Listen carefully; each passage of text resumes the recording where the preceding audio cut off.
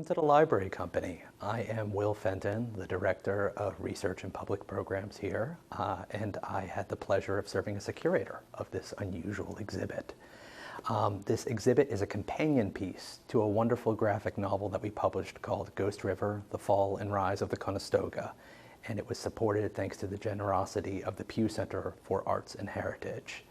So before I dive into this exhibition, allow me to give you a little bit of context. This is about a little-known colonial bit of history that I think everybody sort of walks past around here but maybe takes for granted. It's called the Paxton Massacres of 1763. So imagine it's December 1763. There's an unsteady, fragile peace right now after the 7 Years' War. And just before Christmas that year, December 14th, a group of somewhere between 50 and 200 former militiamen named the Paxton Boys, called that because they were from a little township called the Paxton Township. They were former militiamen, marched on Conestoga Indian Town. Now, Conestoga Indian Town was a very special place because it was founded by William Penn alongside the founding of Pennsylvania itself. And so when they chose to attack Conestoga Indian Town, they were really repudiating the status quo. They were pushing back against everything that had existed to that point. So they murdered in cold blood 6 men, women, and children in Conestoga Indian Town. And then they pursued the surviving 14 to Lancaster, which isn't far away, but that's where the Conestoga people were taken in for their safekeeping. And there they finished the job, unfortunately. They murdered the remaining 14 men, women, and children, desecrated the bodies, and really intended it as a public event because they did all of this in the light of day and in a public space. They did it outside in a garden.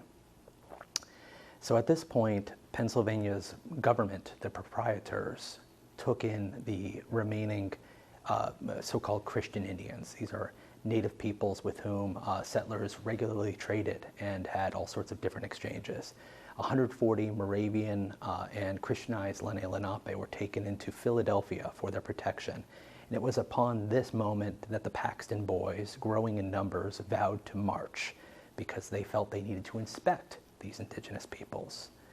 And so they got as far as Germantown, which is about 6 miles north of Philadelphia, and there they were met by a militia and a delegation led by none other than Benjamin Franklin, who intervened to try to dispel the violence before it went any further.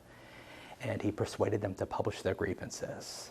And that publication that they put out, called the Declaration and Remonstrance, really was the first spark of a pamphlet war. And that pamphlet war, I think, bears a really interesting comparison to the social media battles of today. It was waged very vociferously, using pseudonyms and often published anonymously, and these pamphlets were produced very quickly and traveled widely. And that is typically what we as scholars, what we as historians pay a lot of attention to, because that's where the paper trail is. But the pamphlet war only really tells you the kind of debate that was happening here in Philadelphia, the kind of debate that was being had amongst people that had access to a printing press. And so what this whole project is about telling the story of this incident and its aftermath, an aftermath that really reshaped Pennsylvania politics, but telling it from a different perspective, telling it from the perspective of the indigenous people, the Conestoga, the Lenape, the Moravian Indians, and their kin, and imagining how you would tell this story using colonial records, but not necessarily totally beholden to them. And that is the emergence of the graphic novel. And this exhibition is really intended to sort of open up the graphic novel, the process behind it, that collaboration between scholars and artists that I think was really special about this particular project. So the first thing you'll notice about this exhibition is that it's unlike any other library company exhibition. Normally we have lots of tables of glass with old books and beautiful old manuscripts and cartoons and engravings. We have some of that here, but the vast majority of this space, this modest space, is really devoted to the artwork behind the graphic novel. And throughout all of the cases, you'll see juxtaposed against our original 18th century and 19th century materials, you'll see various versions, iterations of the graphic novel as it was being developed. So you'll see pencils, you'll see inks, you'll see the notebook that our artist used to track her thinking about this, you'll see her palette. All of that is interwoven and given the same sort of space, the same kind of hierarchy as everything else in these cases. And so this is a very unusual space. It's a lot more open than other exhibitions, and that is by design, because we want people to feel like they can sort of flow around this entire exhibition space and follow their own interests. So with that, let me do what a good scholar would always do and talk a little bit about the historical materials that we have in the cases. These really tell a story together that begins with explicating the mythologies behind the way that we think about Pennsylvania and how that sort of comes into tension and conflict with reality. Then to the second case, that really brings us to the actual Paxton incident and what unfolded there. And finally to the third case, the public debate about the incident that really helped to concretize how it is we think about what happened and who is to blame.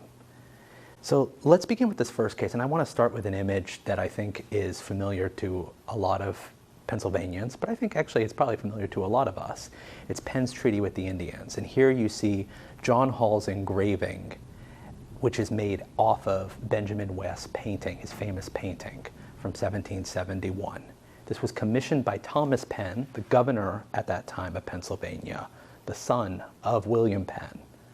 And Thomas Penn had a political interest in having this image produced, namely that he wanted to celebrate this peaceable history that he and his family supposedly presided over.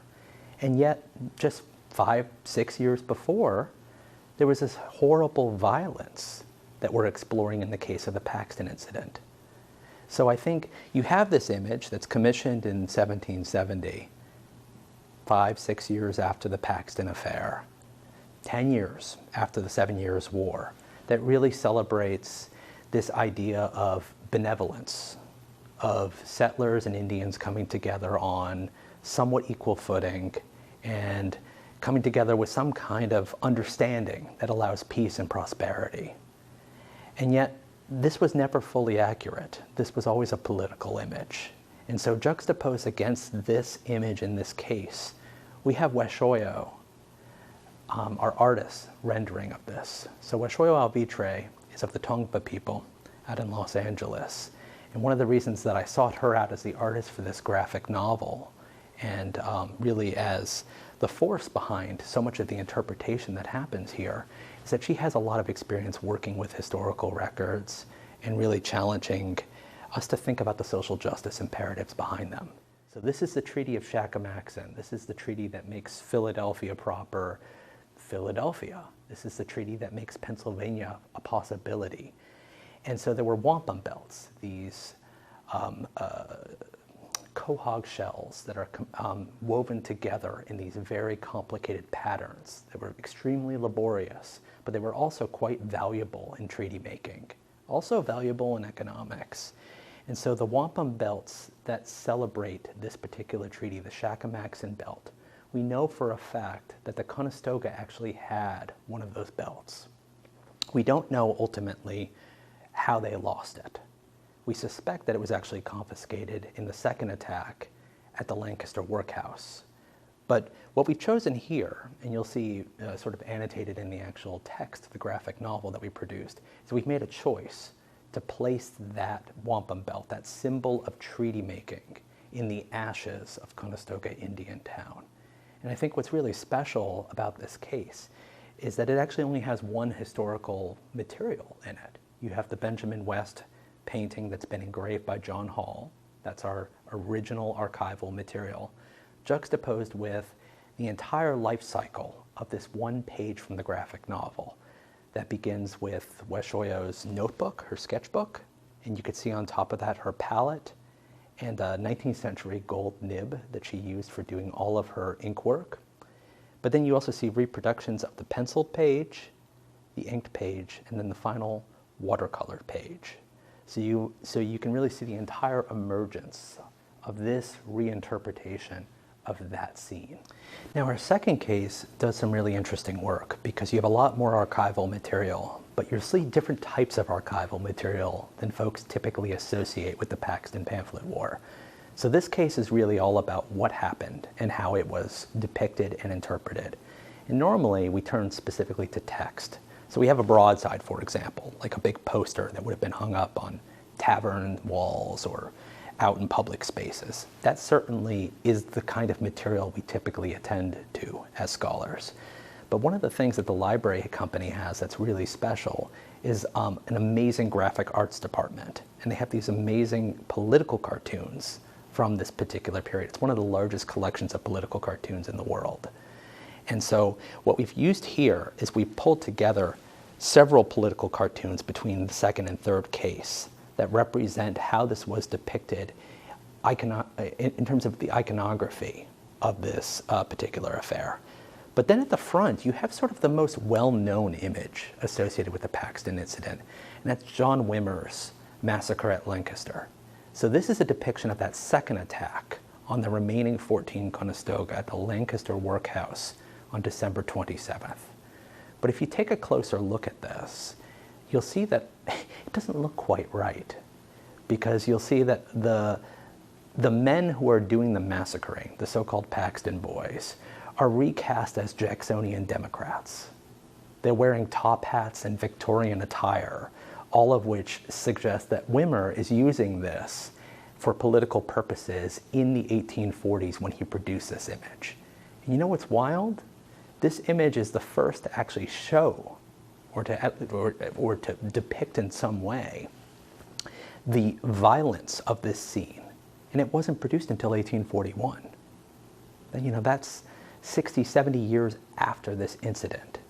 So more often than not, you see all sorts of depictions of the crowds that are gathering in Philadelphia. You have images that would sort of document the warfare that folks would have witnessed firsthand on the frontier.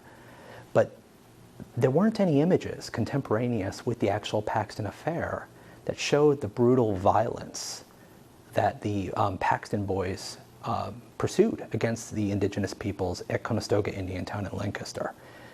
And so what you'll see in the Wimmer engraving, it's actually a lithograph embedded in this text, Events in Indian History, is really a scene of victimization where these Jacksonian Democrat Paxton boys are murdering in cold blood the indigenous peoples. And it is a sign,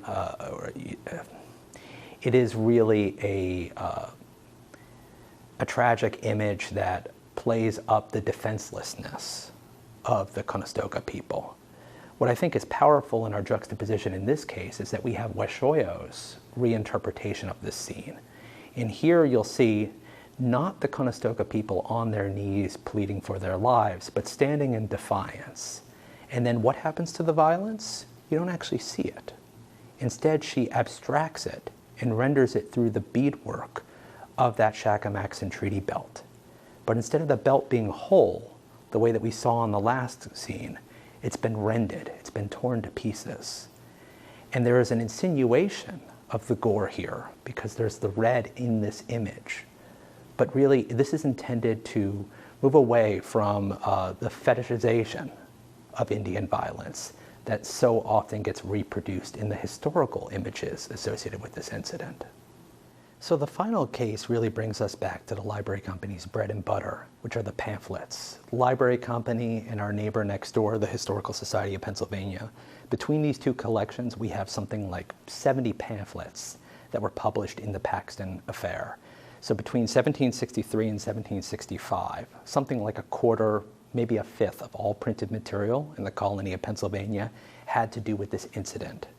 You had Paxton apologists rushing to jump in and blame feckless Quakers for ineffectual governance, to charge that Native peoples had no place in the Pennsylvania colony.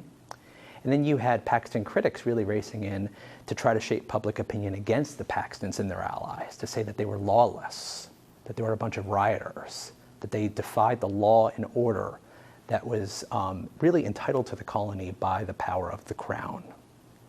And so the pamphlets that we have circulating here really give you a sense of those kinds of debates, both against the Paxtons and sympathetic to the Paxtons.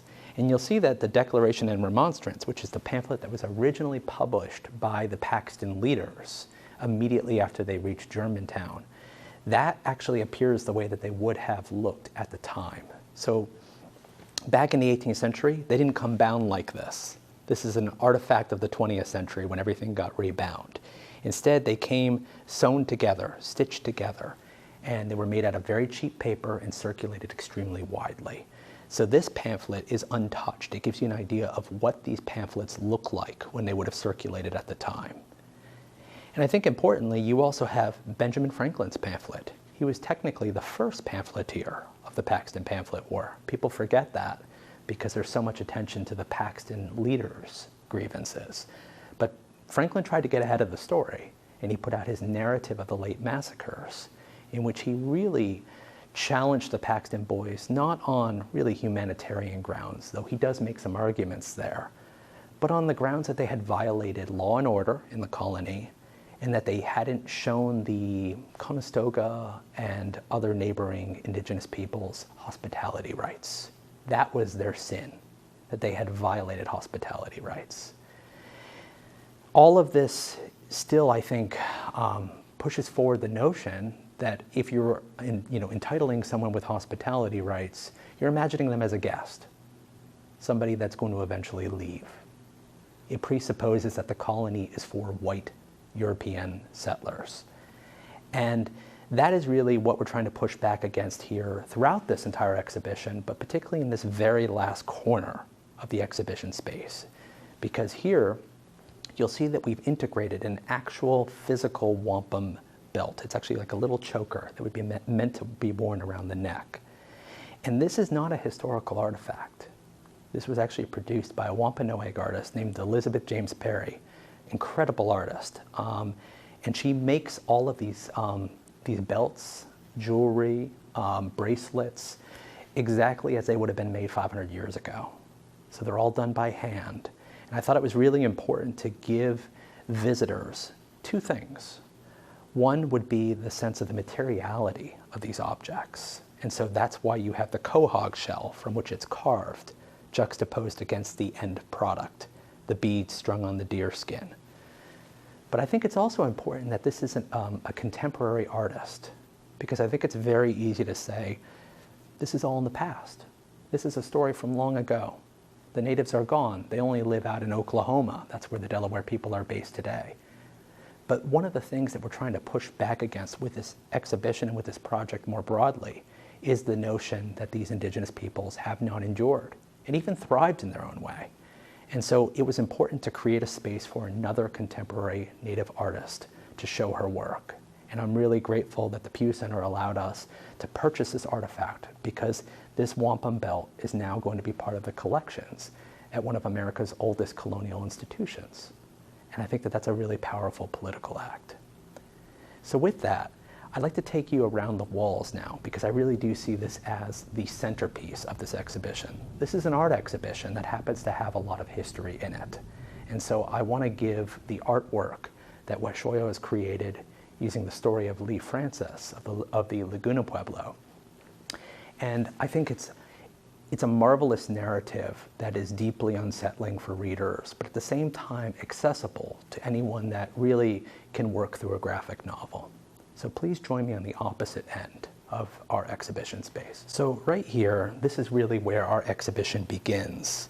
And it begins fittingly at the beginning of the graphic novel. This is the opening spread of Ghost River, The Fall and Rise of the Conestoga. And this is a Lenape origin story. So when I say we are beginning at the beginning, we aren't beginning at the beginning of the Paxton Boys affair. We aren't beginning at the beginning of the 7 Years' War in the 1750s, or even the arrival of William Penn in Pennsylvania, or what would be called Pennsylvania in 1680. This takes us all the way back to the beginning of time, and it moves us outside of the Western conception of time and onto the Native conception of time. This was something that our author, Lee Francis, understood was very important, and so he went out of his way to think about a way that we could reframe this story so that it was happening on Native terrain. And so this is a wonderful depiction, a wonderfully intricate depiction also, of a Lenape creation story of Turtle Island. You'll see allusions to Turtle Island all over the place, but I think most people don't actually know the narrative. And so we hope that the graphic novel will introduce people to this origin story. But what I think is really special about this particular image is, first of all, you get a sense of its size. This is 22 inches across and 17 inches tall. And all of this was done meticulously by hand with that gold nib ink work, including every little etching here, and then hand painted with watercolors from a natural pigment, a company called Pigment Finder. Washoyo was very committed to using all natural pigments, but also honoring the kinds of colors that would be available to 18th century painters. So you see a lot of the colors here actually have a sort of a common language, a common vocabulary with what you see in the Benjamin West painting. So at the very beginning of this project, we went on a research trip, and we went to all the different archives that we could think that had materials. And that was important, but as important was really getting out to the landscape. So we rented a bus, and we went out to the historical site of Conestoga Indian Town. We went out to the Hans Herr House. We went out to the Lancaster area where the workhouse would have been. And we also met with the Circle Legacy Center, a local indigenous group at the Mennonite church out there. And throughout all of that, we had conversations with living Native peoples that identified as the kin or the ancestors of the Conestoga people. And one of the things that they kept talking about were the petroglyphs along the water. It turns out that along the Susquehanna River, which is the ghost river in the allusion of this title, there are these petroglyphs carved into the stones that really date back hundreds and hundreds of years. And they're wonderfully ornate. And I think one of the special things that Washoyo did was, in this origin story, that's really a much larger origin story of the Lenape people more broadly, she's embedded actual petroglyphs that you can see today along the Susquehanna River. And you could see them here woven into the black space of this opening image. So we've continued along that first wall, and we started with the Lenape origin story. And frankly, it's very hard for me to choose just one image to focus on here, but in the interest of time, I want to focus on another spread. This spread here that's being rendered through wampum. So remember that we already have wampum integrated into our cases in terms of the depiction of the Benjamin West Treaty, and then we also have the actual physical wampum belt in that third case. But here, Washoyo's come up with this really, I think, powerful and ingenious way of depicting the violence at Conestoga Indian Town. So in the worst of that violence, instead of showing the rending of the belt as if the beads themselves are the individuals over the snow, the black beads on the white snow, here she's placed everything in one coherent wampum belt. And you could see sort of some intimation of the violence that's unfolding, but it's abstracted because it's almost like it's being pixelated through each one of those individual beads. And I think what's really powerful about this is, again, it avoids the fetishization of Indian killing that so often accompanies narratives about colonial history. And it also quite literally places the power of the story and the storytelling in Native hands, as you can see here. So along the wall that's closest to our actual research library is a very special space, because this is where we invite all of our patrons to participate in the reinterpretive process. And really, you can see that set up with this image behind me. So this image of a plaque on a stone is actually taken from our visit to what was Conestoga Indian Town. There actually is a plaque with a stone, with lettering, of course. But all of that lettering, I think, it feels quite dated, and it feels very biased towards the Paxton men in that sense of the narrative. So what we've chosen to do in the graphic novel and this exhibition is to really efface that lettering and to invite our patrons to think about how they would tell this story. And that reinterpretive process really begins here at this station. Here we've repurposed one of our cases, We've invited people to pull up a bench, to sit down, and to explore the graphic novel and to record their thoughts. And we have some wonderful thoughts, particularly from all the school groups that have gone through. But, of course, as important as that is really making the actual physical graphic novel available. Because I think it's important that people be able to hold this in their hands, to think about its size, to open it up and page through, and to explore all the context that's really integrated throughout. Because as proud as I am of my labels that I've written for all of these various cases, I think that it's very hard to tell this story without the necessary context. And one of the things that's powerful about this graphic novel is that half of it is the graphic novel, and the other half is the interpretive apparatus. Interpretive apparatus is just a fancy way of saying the context, the way of thinking about it. So that means that this graphic novel includes artist statements from the artist, Weshoyo, and the author, Lee, and the editor, myself. It also includes an annotated script that allows you to see, quite visually, all of the conversations that we had about each page of the script. So who we consulted with, how we made the decisions that we made, and the kinds of conversations that we had back and forth. I think it's very important to honor that process. So we embedded that, we created a space for that in this graphic novel. Of course, also in the graphic novel are reproductions of some of the archival materials that I've already talked about, as well as a whole unit, a teacher's unit for middle school and high school students in public schools, developed by our friends and colleagues at the Gilder Lehrman Institute of American History.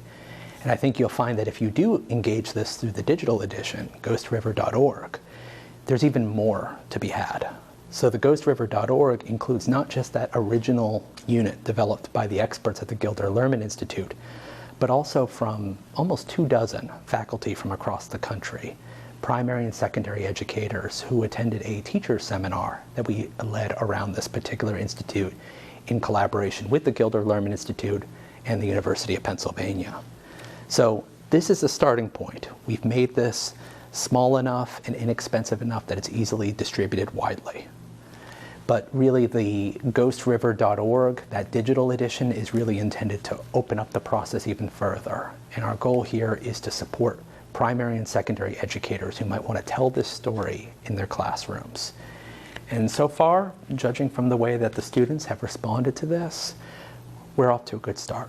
So this exhibition really seeks to honor a couple of things. First of all, that really deep research that went into this. I mean, this is really the outgrowth of my own doctoral work. I wrote a dissertation on this material, and so it's very important for me to be as faithful to the historical records and to tell this story as carefully as I possibly can, as widely in terms of my consultation as possible. But it's also really an exhibition with a conscience. This is an exhibition that really seeks to honor the present and to read these historical materials from the vantage point of the present, and particularly a native present, because I think that that's something that often gets lost in these kinds of exhibitions. We so often provide native folks a voice in the past, but deny them a place in the present. And so I think it's very important that in this exhibition we found different ways to surface not only the work of Weshoyo and Lee, contemporary artist and author here, but also other stakeholders, I should say. That includes Elizabeth James Perry, who created that beautiful wampum belt, and that also includes all of our friends and colleagues at the Circle Legacy Center. And so in embedding them in that last wall, I really hope that folks who attend this exhibition, who have a time to work through it, are left with a sense that this isn't just a historical incident that can be relegated to the past, but rather that this incident is, yes, a tragic story about a white supremacist campaign in the 18th century, but also a story of resilience, of endurance, of Native peoples surviving here and continuing to maintain their traditions despite all of the challenges that have been placed around them. And so I'd like to reiterate by saying I'm really grateful to everybody at the library company who made this possible. But I'm really, really grateful to the Pew Center for Arts and Heritage for taking a chance on this crazy idea and supporting us every step of the way. Thank you.